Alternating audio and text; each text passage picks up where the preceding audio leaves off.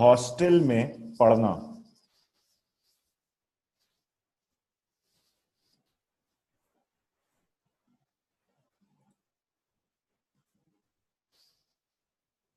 Hostel میں پڑھنا۔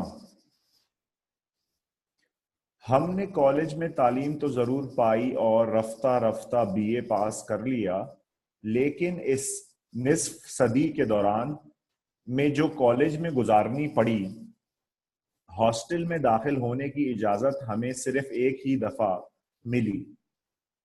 خدا کا یہ فضل ہم پر کب اور کس طرح ہوا، یہ سوال ایک داستان کا محتاج ہے۔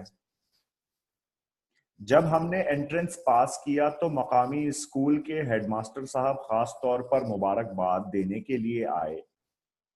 قریبی رشتہ داروں نے دعوتیں دیں، محلے والوں میں مٹھائی بانٹی گئی اور ہمارے گھر والوں پر یکلخت اس بات کا انکشاف ہوا کہ وہ لڑکا جسے آج تک اپنی کوتا بیہنی کی وجہ سے ایک بیکار اور نالائق فرزند سمجھتے رہے تھے، دراصل لامحدود قابلیتوں کا مالک ہے،